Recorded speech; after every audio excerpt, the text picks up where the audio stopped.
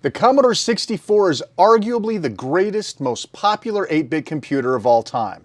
With the power and flexibility of the Steam Deck, C64 emulation is not only possible, but pretty sweet. In this video, we're going to discuss some particulars in emulating the C64, and then we'll cover 3 games and how to maximize your enjoyment of this awesome 8-bit platform. Stick around. We're going to discuss Commodore 64 from an emulation standpoint in the first part, and even if you're familiar with the C64 and its emulation, there's going to be some useful information here for you, so I recommend not skipping ahead. If you're here, you probably know at least a little something about Commodore's 8-bit phenomenon. Estimated to be in one of 3 homes in the United States at the time, the C64 earned the title of the best-selling PC of all time. Unlike the Amiga, the Commodore 64 isn't incredibly hard to emulate well. The chips are well documented and easy to recreate in software, but in the end, because it is a computer and not a closed architecture game console, there are a few nuances we need to cover. The C64 core that comes with RetroArch, known as Vice, has enough capability built in to handle almost any C64 game out there. You won't need BIOS files or bin files to run it unless you want to do something special. So that's great. Pretty much all you need are the games, and even those aren't as complicated as something like the Amiga. Since the C64 is a proper computer, you really have to deal with peripherals like tape drives, floppy drives, cartridge ports, multiple controllers. Games don't tend to adhere to standards, meaning some games may require a joystick in port 1 or port 2, some may require disk swapping as you play through a game, some need true drive emulation due to the nature of copy protection. There are many situations that will pop up as you journey through C64 emulation. While there were many makes and models of the Commodore 64, they were all pretty much the same under the hood, meaning we have less to cover here. However, Commodore 64s were sold worldwide, as were their games. As such, USA and Japan got NTSC TV format editions that ran at 60 Hz, while Europe and others got PAL or 50 Hz versions. Running a game made for one location in another location could cause the game to run slow, fast, cut off at the bottom, or just sometimes not at all. Overall though, the C64 emulation is pretty straightforward and we'll be able to cover most situations with this video. Unlike basic game consoles or arcade games, playing games on an emulated 64 means you need to be familiar with the formats of images you're going to find. You may call these ROMs like with other emulators, but to be fair, they really aren't the same thing. We'll refer to them as game images. You need to understand the difference though, so you know how to handle them when you find them in the wild for download and play. D64. The most basic form of Commodore 64 game image is literally a single file that holds the image of a 64's floppy disk. These are 170 kilobyte images that represent a single disk of C64 content. Most games are single disk based, and D64 file works just like any other ROM images would for a game console. There's still virtual disk access, which can be slow, and you may be forced to change disks during play as you progress further into the game. .crt. The CRT or cartridge format could be one of 2 things, either a real C64 cartridge dump, many games did come on cartridge for the Commodore 64, or they are Easy Flash cartridge images. Essentially, Easy Flash is a flash drive for the Commodore 64. This is outside the scope of our discussion, but Easy Flash can take multi-disc games and make them into a single file without any drive swapping. Very handy.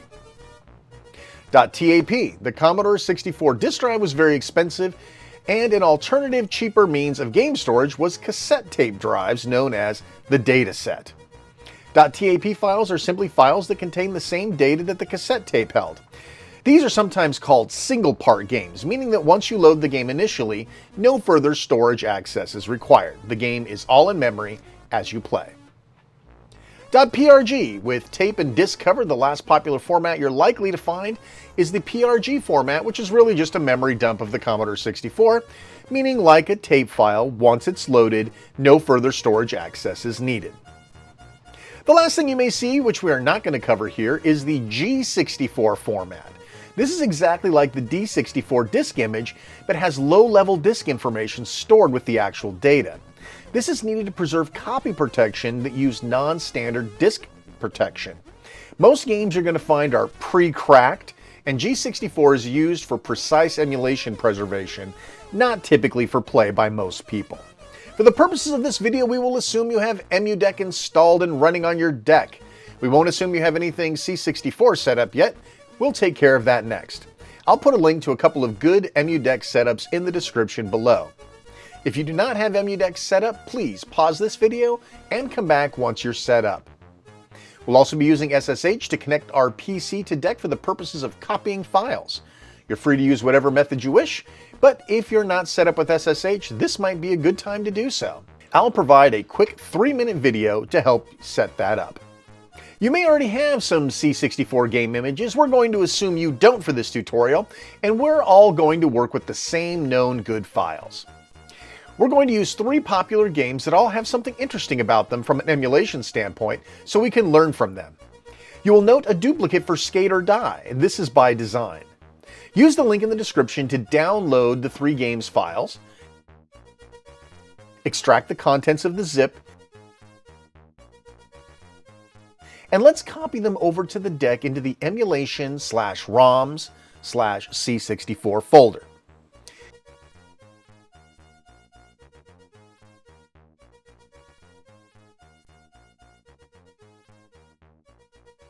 We should be good to go. Let's flip over to the deck now and see how well we have done. We're now ready to fire up EmuDeck and see that sweet Commodore 64 category show up. If you copied the game's overwrite, Emulation Station should present the C64 category and show 5 entries, 3 of which are for Skate or Die. But let's start with Commando.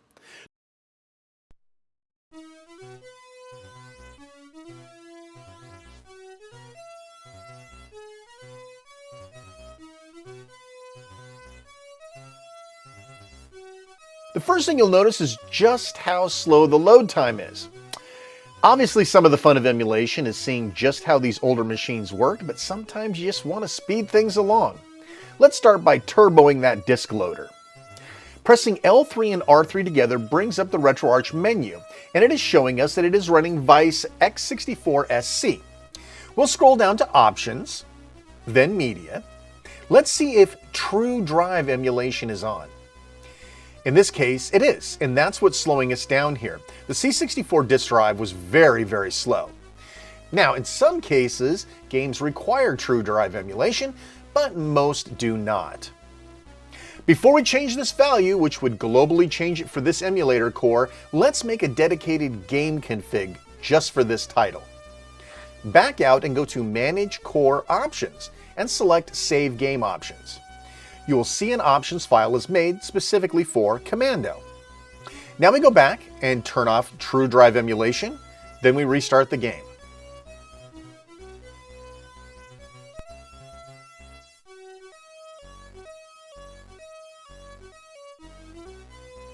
Oh, hey now, that's much better. At this point, the game is unpacking and we get a typical crack or loader screen we need to navigate through. Now this could require multiple keystrokes, so we have a few options here. When I'm looking at a brand new C64 game for emulation, I write down the keystrokes I need to get into and subsequently start the game. It is really useful to have a keyboard plugged into the deck for this, but there is an on-screen keyboard available by hitting the View button. Usually the spacebar gets you past the first screen. Now we need to hit space to change pages of the instructions or run stop to start. If you have a keyboard attached, escape acts as run stop, or you could use the on-screen keyboard. Next up, we're asked if we want high scores or trainers. I'm a high score kind of guy, so now along with space and run stop, I'm going to need the H key. Load or restore high scores. L for load. We now have 4 keys we need. Perfect. The game runs and fire starts the game. Now I do know that Commando has 2 weapons, a gun using the fire button and a grenade, which I believe is activated with the spacebar. Yep, that's true. Fortunately, the emulator auto-maps the spacebar to the Y button on deck. Sweet! That being the case, we can fully play the game without having to do any strange key mappings. Everything is controlled with the controller properly. Let's exit Commando. We have the data we need should we want to remap the keys to other buttons on the Steam Deck later. Moving on to Jumpman.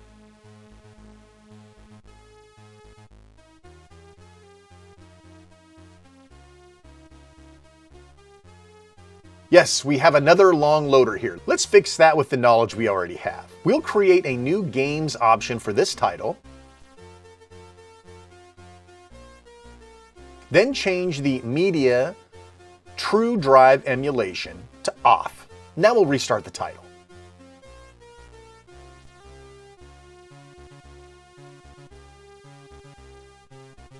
Much better.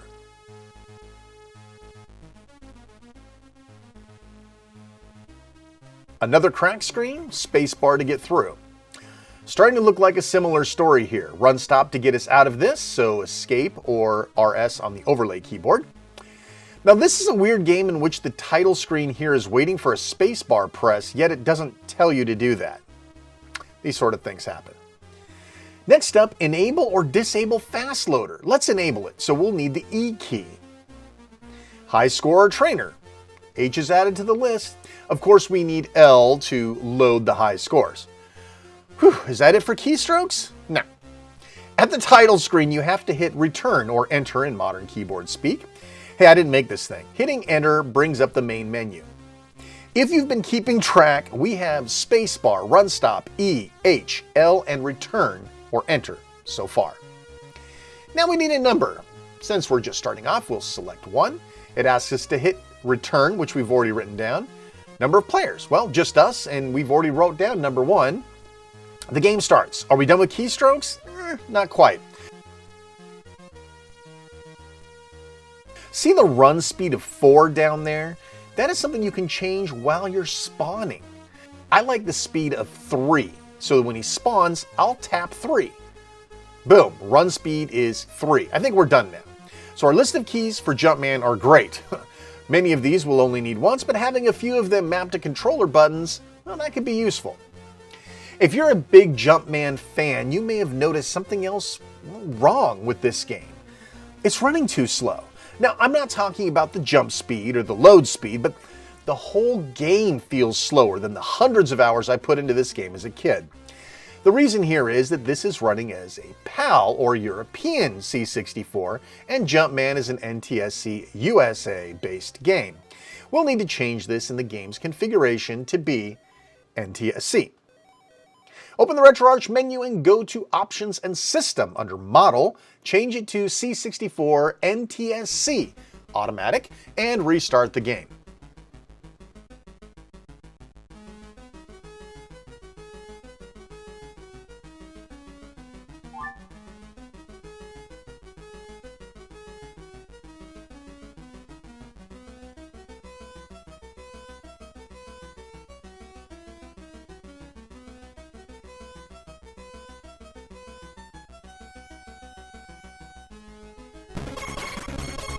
It already sounds better.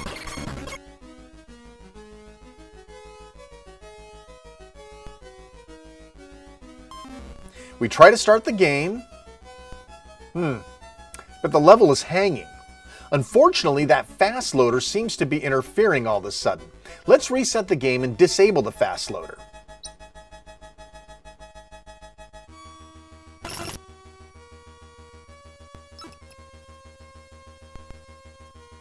Alright, we seem to be okay here. Instead of E, we need a D in our list of keystrokes needed to play this game. So to play Jumpman, we need spacebar, run stop, D, H, return, 1, and 3. Whew. The last of our games is Skate or Die, and we have 3 options here. One is the Easy Flash cartridge version, which is 1 file, and the diskette version, which are the original disk images for the game. It came on a flipper disk with a side A and side B. Let's start with side A and see how it goes.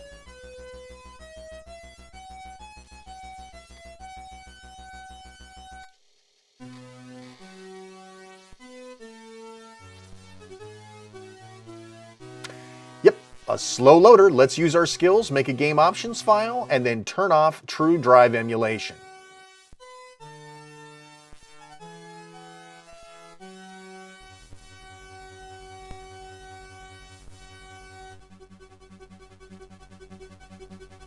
That's better. Spacebar off the intro screen, now we get the glorious Eaglesoft crack screen. Ah, the memories. Another spacebar will get us through that.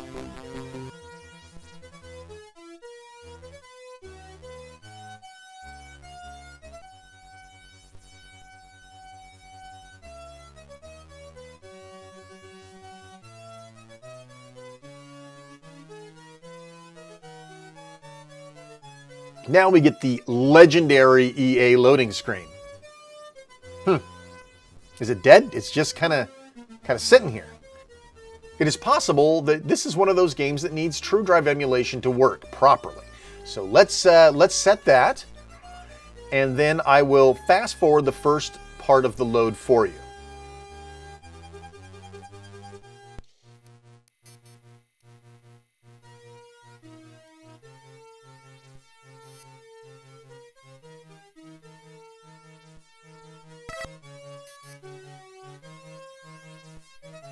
We're back to the EA loader screen, and with True Drive emulation on, you can actually hear the simulated sounds of the Commodore 64's disk drive, the infamous 1541, so we know it's working. The colors are flashing.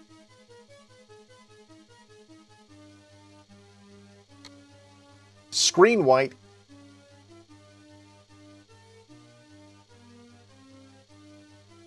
Yes! There we go. The title screen is up. Now let's wait and hear that cool guitar riff, shall we? You know, this seems pretty slow. Probably need this to be NTSC as well. Well, we know how to change that. Let's do it and restart.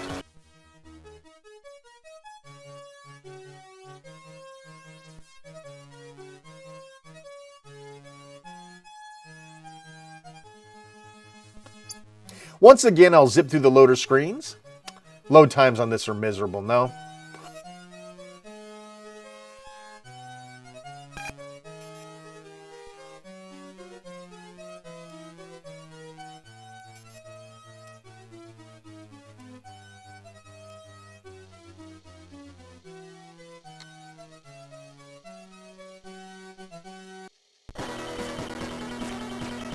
But the music is right now. Let's listen for a few moments.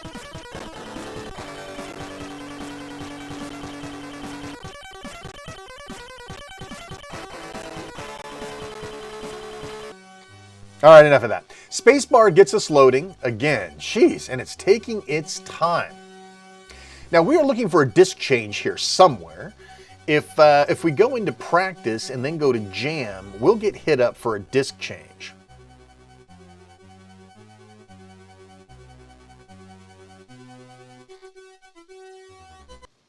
To do this, we're going to jump into the RetroArch settings, go down to Disk Control, select Load New Disk, then choose the Side B image. Pressing the A button makes the game continue to load. Yeah, this is the authentic C64 experience here, my friends. Long load times were the norm. Even if you had a fast load cartridge, some games made you disable them for the game to work at all. So we can let this load, make sure it works. We do have another option at our disposal, though, and that's using the Easy Flash Cart version. Remember, while the C64 actually did use real cartridges for games in some cases, Easy Flash is a process where someone took all the discs and merged them into a single working image. Let's see what the difference is. We'll select the Skate or Die image and see how it works.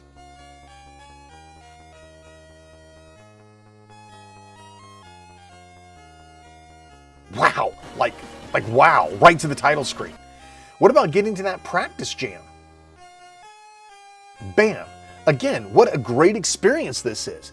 We didn't have to change anything. We didn't have to set NTSC. We didn't have to change the drive loader.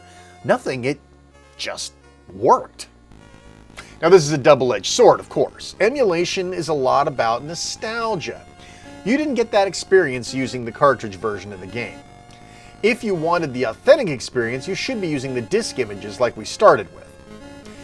And besides, not all games have a cart version, but the community has been hacking away at getting almost all the popular games into this cool, fast-loading, awesome format. If you're like me and want that experience but don't like games having multiple discs cluttering up your lists or designations of side A or side B, we can use an M3U playlist file. Now, I spoke about this in great deal in my Amiga video, and the process is pretty much identical. If you're interested in this, a link to the video timestamped will be in the description below. The M3U process works just fine in the Vice Emulator core of RetroArch.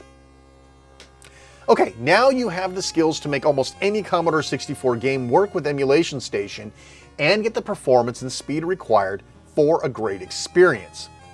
For you power users that are here to figure out how to remove the need for the keyboard either partially or altogether while playing your favorite C64 game, let's take a look at Jumpman, right? It's all dialed in, except for we need 7 keystrokes to play it without bringing up the keyboard. If you recall, we have spacebar, run stop, D, H, L, 1, and 3. Now we do have a lot of buttons available on the deck, but can we remap them? The first thing you have to know is that X and Y and A and B are noted backwards, sort of like the switch, at least at the time of writing.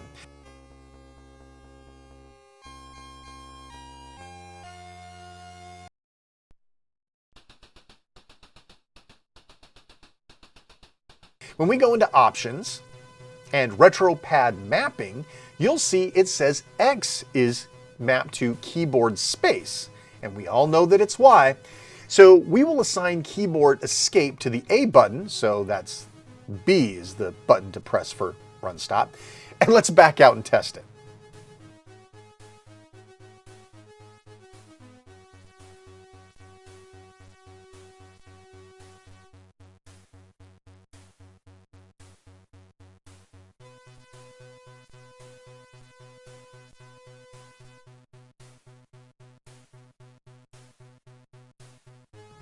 Great. B is now run stop. Y is already mapped to space, so we're good there. Next up, we need D to disable the fast loader. Let's assign that to R1.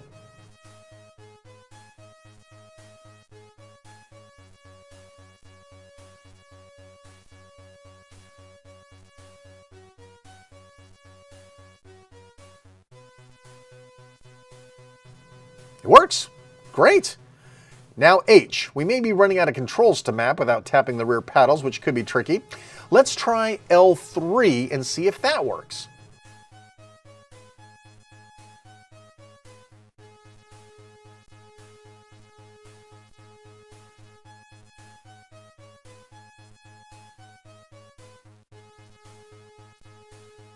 Sweet, it works.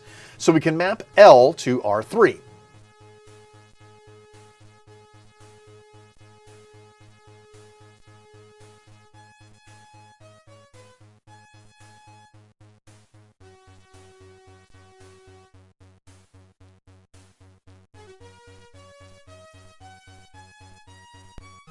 Now we're talking. We can actually get to the title screen with no keyboard. We need return now.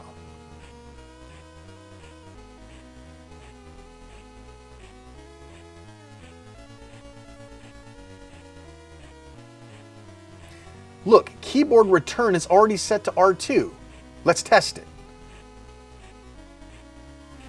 Yes, good. We have return mapped. We're getting closer to avoiding reliance on the keyboard altogether. We still need the number 1 and the number 3 though, and running out of buttons. In fact, we only have X left. We'll assign that to the number 1.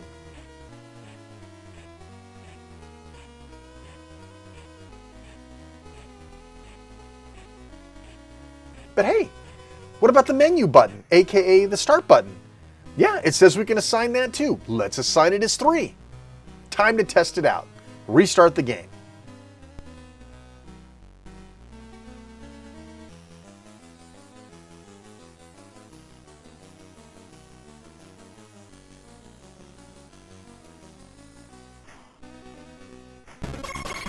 On the intro screen, press Y for spacebar. When the instructions come up, hit B for run stop. Y for space at the loading screen. R1 to select D for disable fast loader. L3 for H to choose high scores.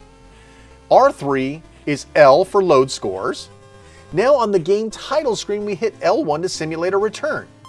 X to choose beginner or number 1. L1 to hit enter again, and finally X for one player.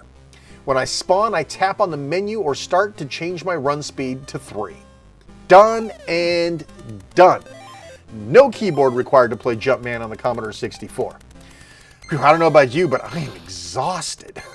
You can, of course, just use a real keyboard or even the virtual keyboard to avoid all this, but I love having everything button ready. In some games, you'll have to map function keys and others to get them working right with this method, but you have all the skills to do that now. Congratulations. Well, it's been a long video, and I thank you so much for sticking through it all. I hope this gives you a great handle on how to make your Commodore 64 emulation dreams come true. And as always, please leave a comment, ask a question, like, subscribe, and if you want to know when more videos like this drop, just hit that little notification bell. I'm Shane R. Monroe. As always, thanks so much for watching, and take care.